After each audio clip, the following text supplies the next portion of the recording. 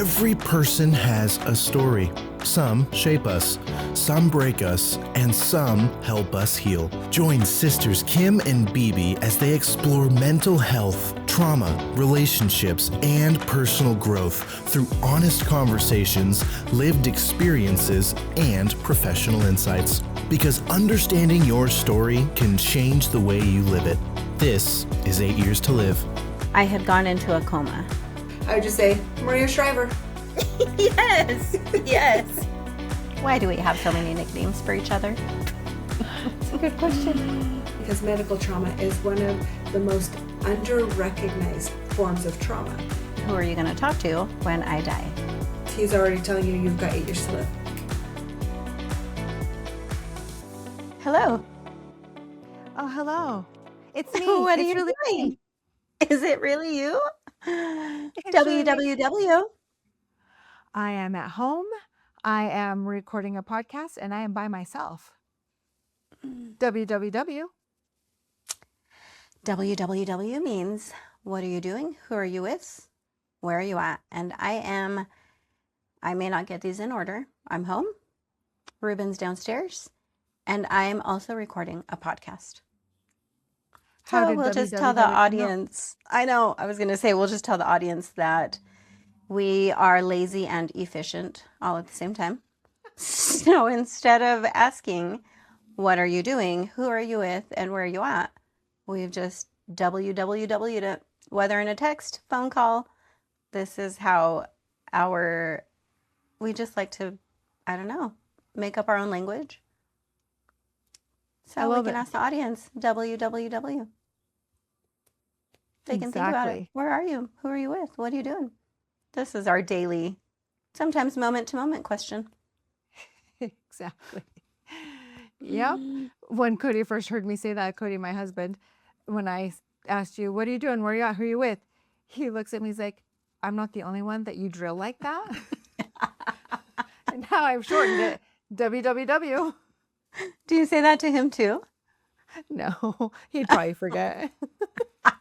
Oh, that's hilarious. Oh So, boy. my name is Kim, and welcome back, everybody. If you've been following us along, we've been exploring Bibi's story of her medical journey and a little bit into childhood, just kind of trying to make sense of our lives. I am a marriage and family therapist intern, and you are? I am Bibi Garcia. I am just a gal getting through life. Yes. Today, I wanted to pause a little bit from doing more of the deep dive that we've been doing into your medical history. So people are going to have to continue to listen if they want to hear more about your death sentences that you've gotten throughout your life. And just talk about, I honestly wanted to be more vulnerable because I have a tendency to put up a front and try to, or at least try to appear like I know what I'm doing if I'm in a position of, let's say, authority. So me being in the position of authority here, being the therapist, I was putting so much pressure on myself that I would freeze, right? So we do the countdown right before we start the podcast. And once it would get to 1, we'd get to 0, I would just be in go mode. And I would be so stuck reading the notes that I feel that the whole point of us doing this podcast was to have a conversation. And it was starting to turn more into lectures. I don't know. Maybe that's not how it came across, but that's kind of how I started seeing it. And so I just wanted to talk about the freeze response. Mm-hmm. Sounds like maybe you wanted to seem like it was educational and you wanted people to know that, like you, and I could be totally wrong, but that you have an education and that you want to help people feel educated, which isn't a bad thing. But I do think, I see what you're saying, like instead of having it be a performance, we just want to let people in, I guess, on our lives and also just be relatable. And instead of like, I am a therapist, this is my identity, maybe it just being more like, I am a therapist. I'm also human, and I still struggle with all the things I'm teaching people how to work against or work with. Amen. Amen and amen. So yeah, we That's can talk about exactly the right. freeze response. Yeah, you said so many good things. I was trying to be the educator, and I think yes, that will come as we just have these conversations. And I think a lot of it was, I think if I put into perspective, I am 50 and I went to school 2 years ago, and I decided to, well, my therapist, we're going to say, pushed me into going to school to be a therapist. And I thought I had to have everything figured out in this podcast, or at least come across like I had everything figured out to be the perfect podcaster. And this is my first time ever doing a podcast. The first time. I haven't been a therapist for a year. I mean, I've been seeing clients when I was in school, and now having my own private practice. It will be a year in August. And I was putting so much pressure on myself that I would totally blank when the camera would start rolling. Mm-hmm. It was just so crazy. And I didn't even realize I was doing this until you and I were talking. And I said something like, I've been freezing. And you're like, oh, thank God I haven't, because you're usually the one that freezes. Oh yeah, totally.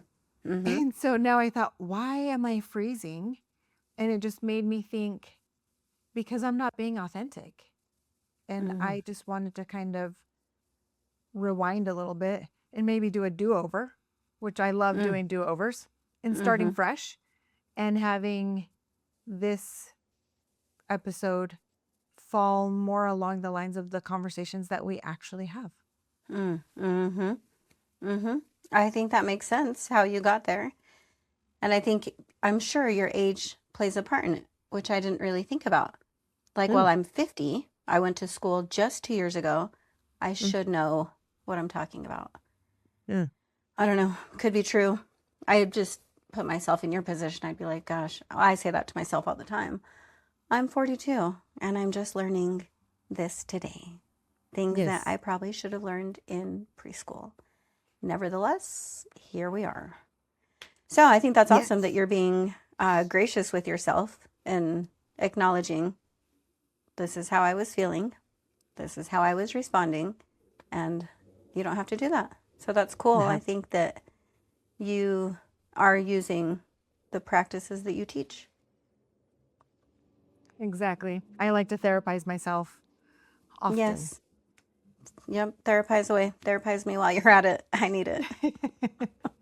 Yeah, I think one of the things that I realized that I was doing that night that we spoke, and I realized that I was freezing, I thought I wanted to go into a shame spiral, honestly, and to think like, oh my gosh, why didn't I figure this out sooner? And I stopped myself, because I tell my clients to like battle shame. We need to show ourselves compassion and grace and all the things. And Colin's mentioned this before, like going to my inner child and sitting with her. Colin's our producer, for people that Thank don't you. know. Colin, our producer, has brought this up a couple times about going to his inner child and, asking what did his inner child need and how can I provide that for my own inner child. And so I do that now. And I ended up doing it that night because that shame spiral was really wanting to kick in. And I thought, no, well, of course, I want to have this be perfect, or of course I'm freezing. It makes sense. And we get to do do-overs. And this gets to show, like you said, that we are human. And if we're human, it provides a freedom that we don't have to be perfect. We don't have to have it all figured out. And we don't have to perform. That's what I'm taking away. I think performance-based things will tend to come across as unnatural. I only know from experience, when I do or say something and I have to get it just right, I'm now performing, or I'm creating a task list instead of just speaking like what I know is true. And I think whether you have a formal education or not, you already know half the things you know anyway. I think through experience. So those are things you can like remind yourself, I do know what I'm talking about because I've known this. Now I just have maybe the verbiage for it. Exactly. Yes. Exactly. Exactly. Yes. Yeah. So thank you for that conversation that we had that day about you saying, I'm not freezing. And I'm like, well, I am. And then for me, like to be vulnerable for me in that moment looked like being able to say, oh my gosh, I am freezing.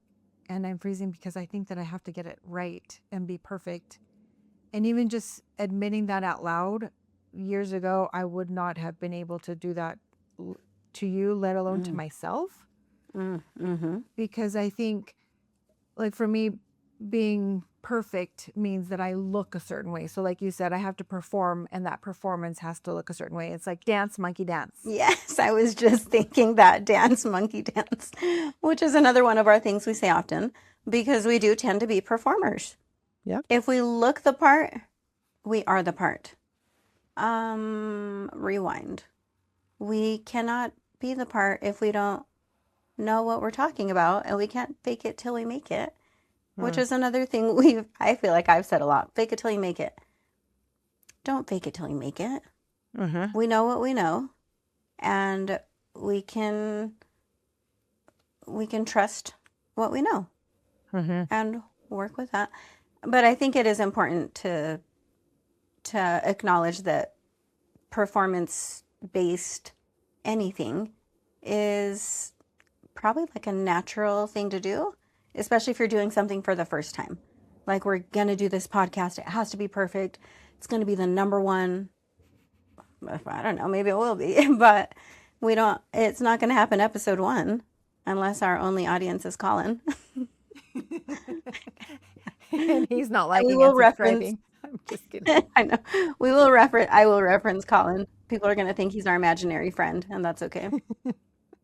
Colin will be making appearances. Yeah, at some point. Yes. That is so true. Yep. I think Well, you mentioned earlier. Oh, no, go ahead. Go ahead. No, you go I ahead. was just going to say, you mentioned earlier that you didn't freeze. And I don't know if you said this before we started recording, but that I am typically the one that freezes. And that's so true. That is my go-to coping mechanism, whether freezing, dissociating.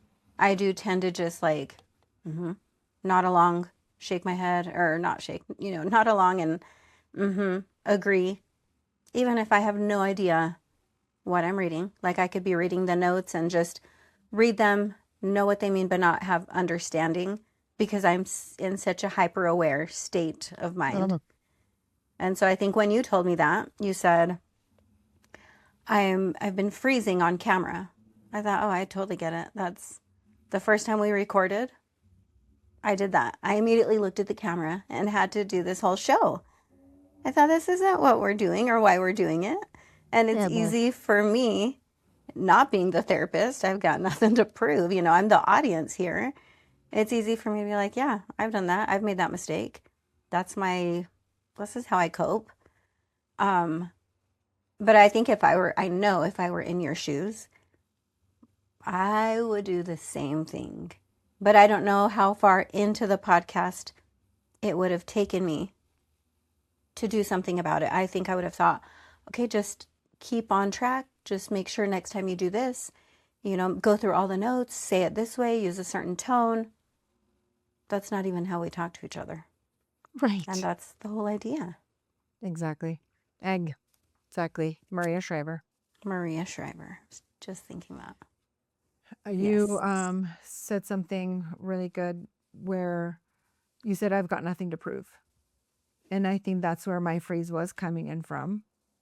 I have everything to prove. I need to prove that I'm a good therapist. I need to prove that I know what I'm doing. I need to prove that I'm competent.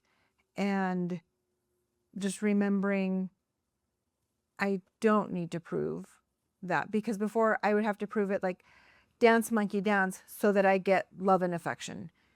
Dance, monkey dance, so that nobody gets hurt. Look, I'm the show and pony, look over here, and I'm going to keep everybody entertained. And this performance is going to earn me love growing up in two different ways. And so that has stuck with me. And now that I feel that I need to look perfect, it's such an automatic response. I'm so thankful that God was like, you don't need to perform, actually. There is nothing to prove. You don't need to do any of that to be loved. First of all, I am lovable without having to perform and or be the monkey. And that I'm glad that I caught it when I did. And at the same time, I think if somebody would have told me, oh, did you freeze? What does that even mean? What does that even look like? Like you said earlier, I'm frozen because I'm so hyper, was it vigilant they said, or hyper aware on everybody around you? Like those are two such contradicting things. You're frozen, you're not aware of your inside, but you're hyper aware of everything outside. Yes. Yes, that is so contradictory. I never really thought about that. But I think that is exactly that's how I tend to show up. Freeze, but make sure everyone else is alive and doing, like, they're all entertained or have what they need or have what I think they need. And then who's taking care of me? I don't know. Who am I? Am I a person? And I think we talked about that in a different episode. Like how I personally said I forget myself. And I think this comes back to it because it is such a heightened awareness on what are the viewers going to say, or I need to make sure they know this about me, instead of just like, okay, so if you're a mom, a teacher, whatever area of work you do, and you're trying to come across as if you know your role exactly, no one's going to be able to relate with that because nobody has it together. So I think if hopefully people that do listen know, like, okay, whatever they're doing, whether a podcast or working, they don't have to perform. Like they're just living and playing out what they know in real time. And we want this to be in real time. We don't want it to be too structured. Obviously, we want some structure, but not so much that it's not relatable. Yes. Yeah. I totally agree. I think even like externalizing it. So like for me, like you having the realization, I guess, of these two things are happening. What does that look like in my body? So that night that I was therapizing myself, I had to remind myself, okay, it's my nervous system that's doing this, and my nervous system is thanking me. And that's kind of how I got to the compassion part, because it takes me sometimes a second as I'm starting to spiral to realize, okay, wait a second, my nervous system is trying to protect me and is trying to protect me from the thought of I'm unlovable or I'm inherently bad or all these things that are coming up. People will know me and know that I'm not a good therapist. And those are such lies. And so in order for me to get like, stop that, it's like, okay, my nervous system is trying to protect me. Okay.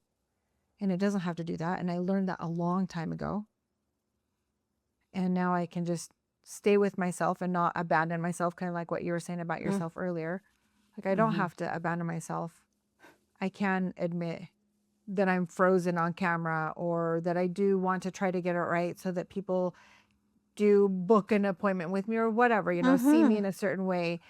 I think all of that, especially for like a new therapist, let's say that I'm speaking to new therapists, if anybody's listening that's a new therapist, there's so much pressure because you're sitting with the person. You've learned all this stuff. You're learning to ask questions in a certain way to get to the root. All these things happening all at the same time. And then when you don't, it's like, oh my gosh, that session sucked and somebody paid to see me. Oh my gosh. And then they can start all over.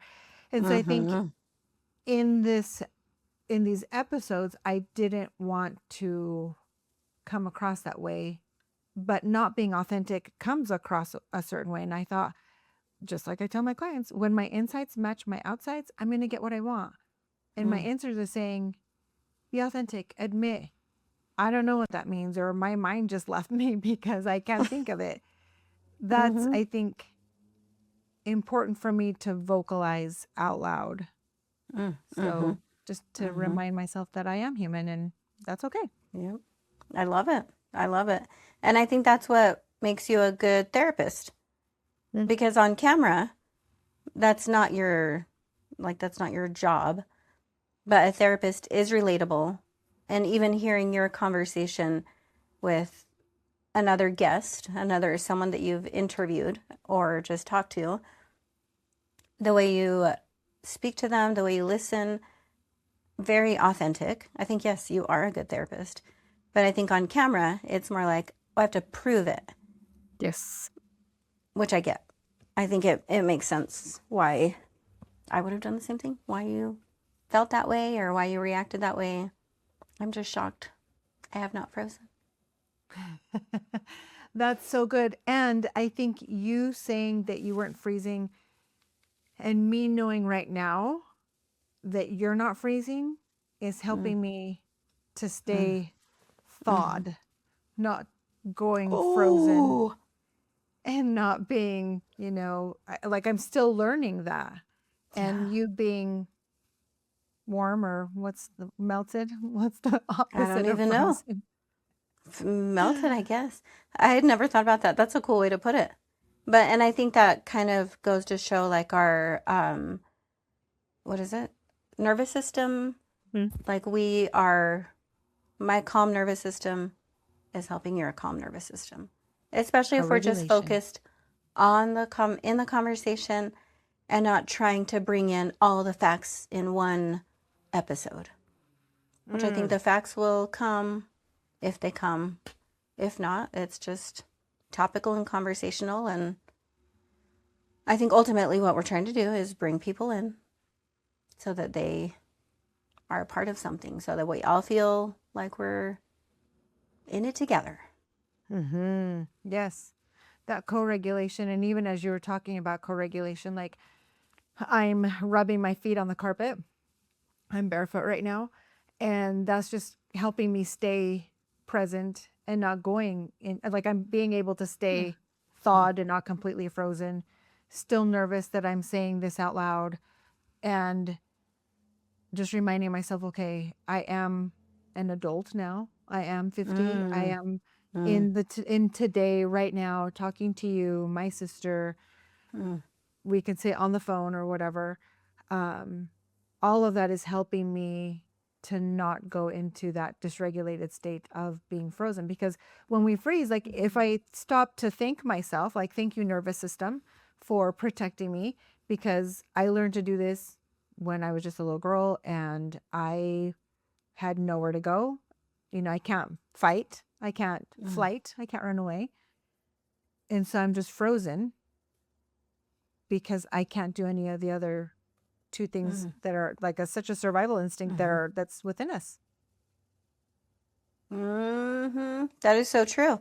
And before we got on the podcast or started recording, I was telling you that when I freeze, like I told you, if I'm on camera and I'm frozen, that just my body physically will freeze. I'll just sit here and be a good girl, quote unquote, and just sit here and being, I don't know, not interrupting, not showing too many facial expressions, using a certain tone of voice, like what's acceptable or what I thought had to be the acceptable Bibi. And then when I'm calm, I know, like I'm sitting here playing with a rubber band.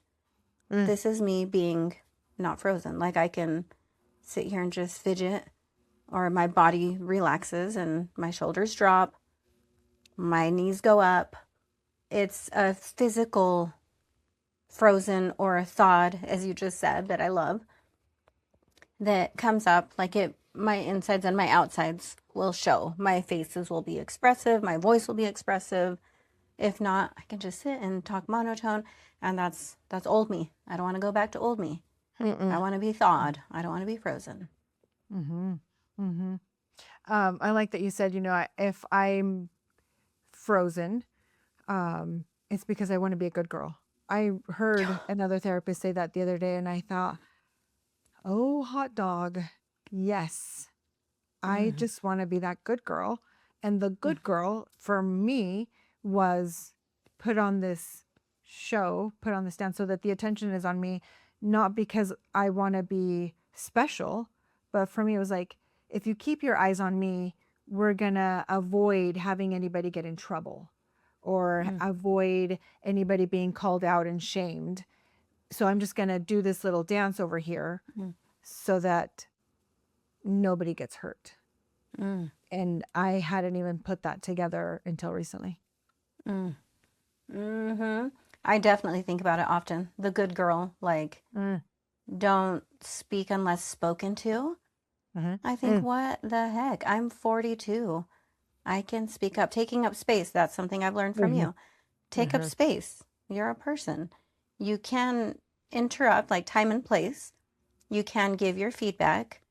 Not only can I should. Like, what I have inside me is worth speaking. I didn't know that before. Before I thought, oh, I have to sit in silence, or even to, and I don't know if we want to go this route, but even to be like a good Christian. Like, don't say certain things, don't speak in a certain way. And I think, well, if it's not against the Lord, and if it is honoring and glorifying him, I can ask questions. That is honoring God, where before in my past, our past, don't ask questions. And I think, no, actually that's a really good thing to ask clarifying questions. It's not like me maybe, I don't know, disrespecting somebody. It is truly to clarify, and that has a lot to do with motives as well. But I think that is that was part of my good girl performance. Don't ask questions. Go along to get along. Things will be just fine. So asking questions or being the good girl, this controlled good girl, would keep you safe. Is that what you're saying? Like, you learn to be this controlled good girl? Because what did it get you if you were the controlled, like if you were under control and always looking a certain way? I think it kept those around me safe. So your version and my version were doing the same thing. So my version was look at me, and it'll keep everybody else safe. And for you, I'm going to stay monotoned or not speak because it also kept people safe. Like, say more about that. I would say I used to think if I vocalize something, it might make somebody react to something, or I might make something noticed. So if I say something, I'll draw attention to something that we all already know is happening. But me vocalizing it now gives more weight to it. And then if something is done or said about that, then whose fault is it?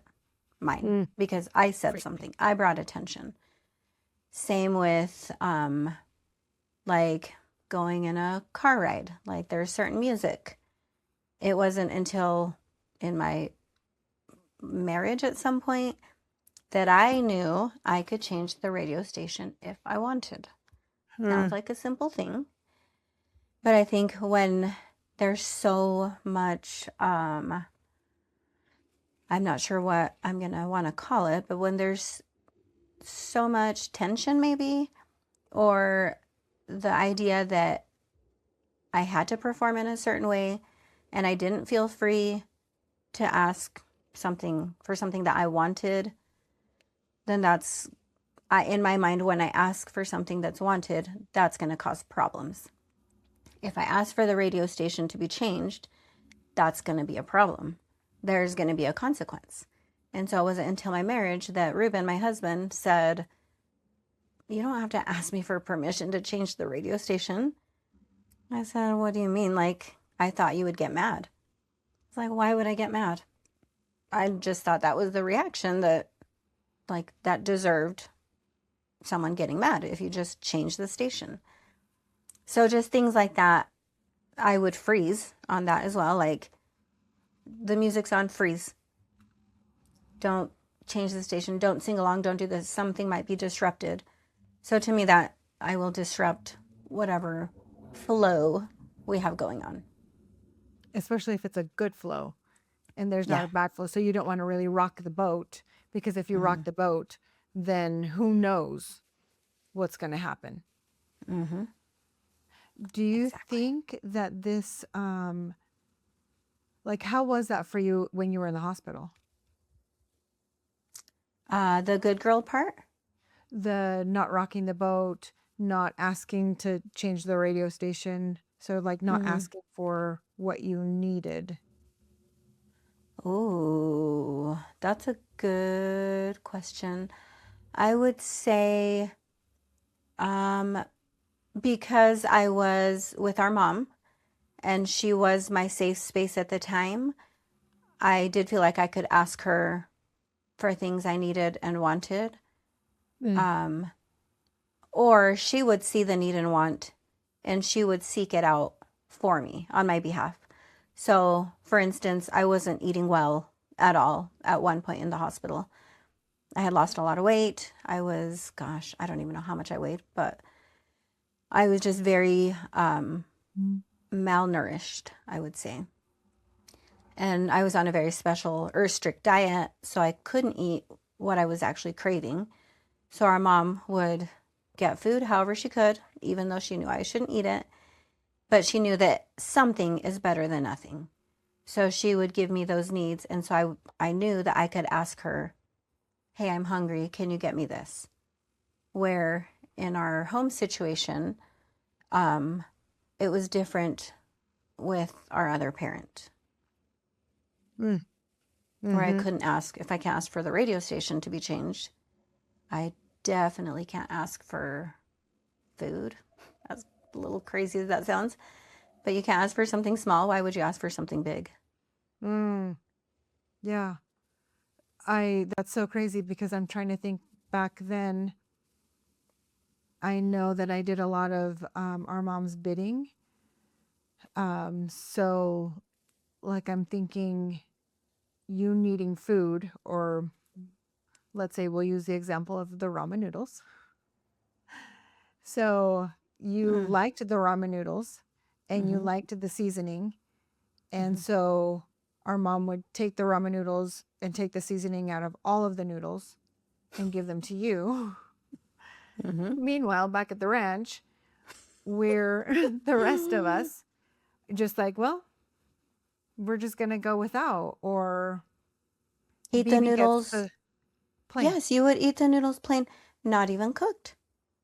Yeah. Oh, yeah. Raw noodles. Yes. Yeah. Yes.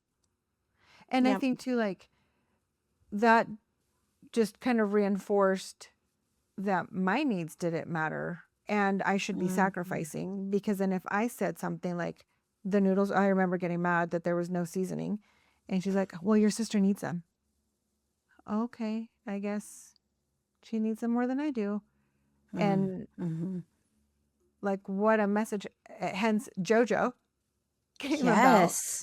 Yes. And with nothing like that, none of that was your fault, and it was Right. still being played out. And like, our mom was so restricted with finances, like she didn't get money from our dad. We'll get into that, but there's a lot of abuse there, financial abuse. So she had to do what she had to do to keep you alive, eating. And there's still 4 of us at home. They're like, well, fend for yourself. So yeah, And it's crazy because it's such an extreme. If it weren't for my hospital stay, I would have been in the same exact boat, because prior to that, I know that I was also eating like uncooked noodles, or how we ate or didn't. the And mustard. then after The mustard. The mustard. That might be a whole episode. Um, what was I saying? Gosh, my ADHD is kicking in. If you hadn't been hospitalized, you would Oh, be eating the same way. yes. So after a certain time, I would say my JoJo VIP card wore out for a while. So I would say I also had to get, I wouldn't get all the specialty foods, but I do, because our dad would get the specialty foods. But for a while, when I did get that JoJo card, it was, I had special sodas, I had special food, nobody else could touch it. I didn't realize I was 11. Like, I didn't realize what was happening on the other end for you guys. I just thought, like, I don't think I thought. I think I was just surviving. I was at home, and I don't know how much we've said or how much to say, but I was truly, I knew, like, I'm just trying to live, actually survive and not die. And I remember hearing, like, oh no, you can't drink that grape soda, which was one of our siblings' favorite, the grape soda. And I thought that, I remember thinking, like, that's kind of weird. Like, they're mine. Those are my grape sodas. But I didn't think, like, I'm selfish. I need it. She doesn't get it. I just, well, yeah, I mean, I gotta eat. I gotta consume what I can consume. And now I think, oh my word, like, my poor siblings. Here I am being favored and shown all these things. And I don't even know if it would be, maybe it would be, I don't know if it's considered favoritism. Just one child is dying, let's keep them alive. Is that favoritism? I have no idea. Mm-hmm. That's a Right. whole different category. Mm-hmm. Mm-hmm. And I think like we're having obviously a good conversation where I've forgotten that somebody else might be listening, but just to touch base, you got sick. You got sick at 11. You went into a coma like Mhm. on the 13th, 2 days before your 12th birthday or No, it 11th was 2 birthday. days before my 11th birthday. It was Friday the 13th. Friday the 13th, you our mom went to wake you up to go to school. You hadn't been feeling good. You'd had a fever. She goes in to wake you up and you're not waking up. And I was in college. I was 19. And I remember going, like, I was working at McDonald's and I walked in and a coworker said, your family's at the hospital. And I remember just like cold from head to toe, just kicked in. And I went, and sure enough, you were in a coma and they didn't know what was going on. Your kidneys had failed. They thought you were going to die. And I think we might have talked about this maybe very early on or one of our first episodes, as if we've done 50 episodes is where my mind I is know. right now. But you went to the hospital and yeah, almost died. And then you were told you were going to die. And our mom said, okay, well, if this was, I think, 6 months after you'd been in the hospital, I think 3 months in ICU, she chose to take you home and she said, if she's going to die, she's going to die at home. And so we pretty much took a hospital to our house and prayed that you wouldn't die. And I remember actually praying, Lord, if she's going to die, just take her. Like, this is enough. Thank you. We've all suffered. She's not doing well. But, yeah. And then we're talking about, once you got stabilized and you were home, obviously you didn't die. Then all of a sudden this favoritism kicked in and you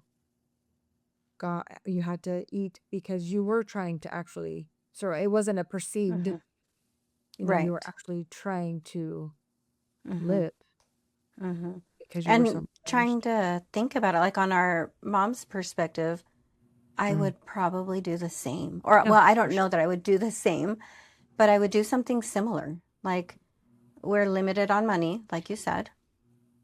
We're eating ramen noodles because that's what we can afford. And I won't eat ramen noodles, or I wasn't eating ramen noodles unless they were extra salty, which makes sense because apparently, like, when your kidneys are failing, you crave more salt. There's something to that. Anyway, so I can understand, like, what's the big deal? Just get her another packet of seasoning. Mm-hmm. Mm-hmm. Yes. Or she'll drink a soda, save it for her. Like everything in her being was just wanting me to not die. I Mm-hmm. think, of course, of course. Mm-hmm. What do you do? Yep. How else do you respond with limited tools, limited freedom, without any support? What do you Mm-hmm. do? Good. You just do what Mm-hmm. you think you can do. The other kids are good. They're eating something. They're fending for themselves or figuring it out. Let's give the little one whatever she'll take. Mm-hmm. Mm-hmm. Yeah, that's so layered, I think, Mm-hmm. for so many people. Like, I had a conversation like this recently with some friends where the parents are like, we did everything that we knew to do to raise what we thought in a good home, providing all the things. And now one of our kids is saying, you didn't do enough and I'm so mad at you. And they're still trying to show up for this child. Mm. And I think kind of like what you're saying, maybe other siblings like within our family, they are upset. I can't say. I can just say Sure. I I could have been upset. I could have been mad. You and I could have a horrible relationship and be like, "Well, you got Mm-hmm. everything and I got nothing and I hate mom and this and that." But Mm-hmm. thank God for compassion and understanding. And Mm-hmm. that doesn't make either one okay, but Mm-hmm. there's And if so it is much. understandable, like if some siblings have or are currently upset over it, I would say that's pretty dang understandable. Mhm. I'm sure I would have thoughts, whether, yeah, against me or our parents. Because even though I know I'm not at fault, I know I was a child, that could still be like a point of content where it's like, Mm. well, you can't ask me for anything. You already got all the good stuff, or you already got everything that I needed. So I think it would make Mhm. sense if somebody did feel bitter about it. I would say, yep, I get it. I get it. Mhm. And how do you think, like, having this perspective that I get it, I Mm-hmm. understand both sides. Do you think that that's helping you heal? Like, if, or any, like, let's say, heal what you did get, heal what you didn't get, just having that perspective of understanding? I don't know. I'd never thought about that. Um, I guess it could probably go either way. Like, I think it could help me um, maybe have an understanding point of our siblings. Oh, okay. I think I know what you're getting at. Maybe. I don't know if you're getting at something, but what I'm thinking now is I probably have currently more compassion for our siblings than for myself. So I think I tend to Mm. think more, of course they should or could be upset at me.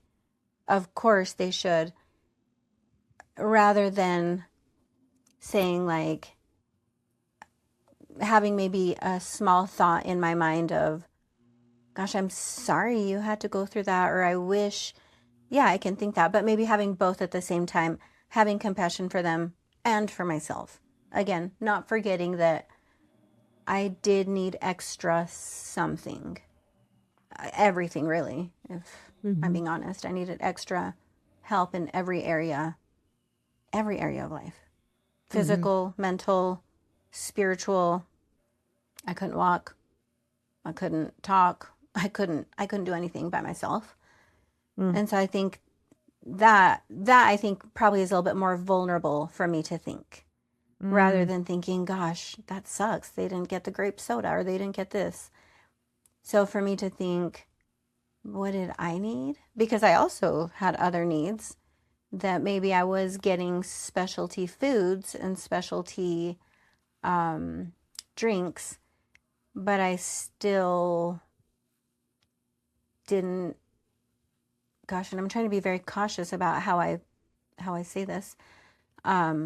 there were still a lot of needs that weren't met at the time. So I can only imagine like our siblings and your side of it as well. Mm-hmm. If me being the special one still needed more, how much more would you guys have needed to? Mm-hmm. And it kind of goes back to like that conversation that we had where you found out that you had 8 years to live, the second time you had a death sentence. And your thought wasn't on you, like, oh my gosh, I've only got 8 years to live. Your thought was more on, oh my gosh, what is she going to do? She's going to be sad. There's a pattern. Yes. And that goes back to like forgetting yourself or abandoning yourself, where I'm not even going to think about this or think about me in this situation. I'm just going to consider everybody else. Yeah.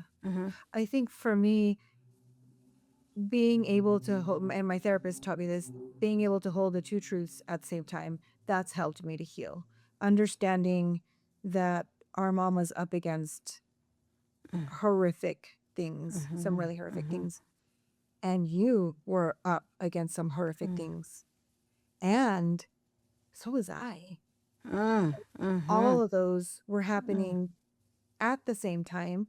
I think that's helped me to heal because for a long time I was really mad at our mom. I remember, I don't know if you remember this, but you came to visit and we had a boat at the time, and we were at the lake, and I don't even remember why. I'm sure I was drunk.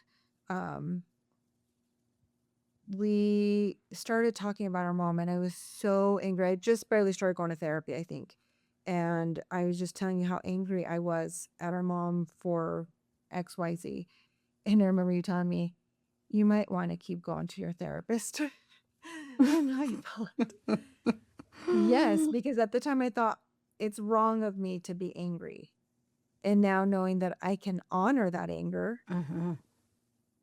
that anger was telling me I wanted things to be different.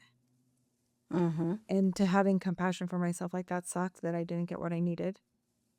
Going to my inner child and saying, that sucked. And that doesn't mean that you're a bad kid or a bad person. Like, that wasn't your fault. And like loving myself, showing myself love, giving myself the things that I maybe didn't get in those moments, understanding, connection, and still having understanding for our mom. I think that has gone such a long way for me to be able to hold two truths. Well, more than two truths. Yes. But yes, minimum of two truths. Not just either I'm right or the other person's right. But there's both. We don't have to be right or wrong. It's valid that we're feeling what we're feeling. Yes. Because emotions are it's just information. That's all emotions are, is information. To keep us, either we're going to survive or to provide connection, which connection for me equals love. Love for me equals survival. And I think honoring that, both, all the sides, has really helped me in my healing journey. You said something earlier that I wanted to correct. It's not like a huge thing, but it may play a part into if we talk about like when I went into a coma. It was our dad that went to wake me up for school, not our mom. I didn't know that. I wondered if you didn't know that, but it was, he went to wake me up, and I had vomited, and he couldn't wake me up, and so he was shaking me. And I've heard this from our mom several times, that she, I think she asked him to wake me up because she was getting breakfast ready, and I was about ready to head out to school. And so when he did and I wouldn't wake up, then he started to shout for her. And then she went upstairs, and then they realized that I wasn't waking up. So then I think between the two of them, they picked me up, put me in the station wagon, and then drove me to the hospital. I'm not sure if like the other kids were in tow. I actually have no idea. I just know from then I got to the hospital, and from the hospital they life flighted me to Salt Lake. But I don't, obviously those are things I don't think I remember but we'll see if the future brings any awakenings, maybe, or whatever you want to call it. I don't remember that for sure at this point. So crazy. And I feel like this has been probably our most authentic conversation. Well, other than the one that we had with Jonathan, who I'm sure you'll be able to find that episode in here somewhere. But Yes. I feel like between you and I, this has really been a good, for me, a good conversation where I'm not so panicked. I'm not frozen. I'm not even thawed. I'm totally melted, and I've kind of checked the notes, like what do I need to be saying? Where do I need to be going? And I feel like today went really good for me and my nervous system. What about you? Good. I think it was good too. My I would say the only time my nervous system got a little rocked, that was in a different episode. That was with Jonathan. Not nervous system. I just felt more emotional than I thought I would. But that seems to be a theme as of late, where I don't expect emotion to hit, but because I'm allowing emotion, I just think, wow, that was powerful.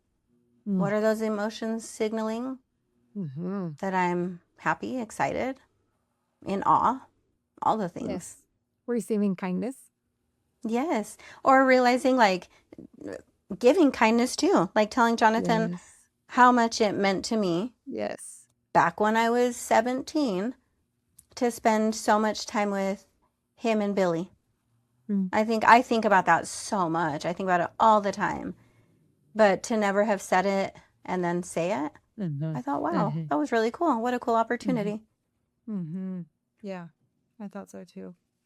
And so with that, since our nervous systems are at ease, I feel like it's a great place to end. And honestly, it kind of sets the stage up for the next one that I want to talk about emotions and information, and my little story that I came up one day that I was driving home from Boise back to Las Vegas.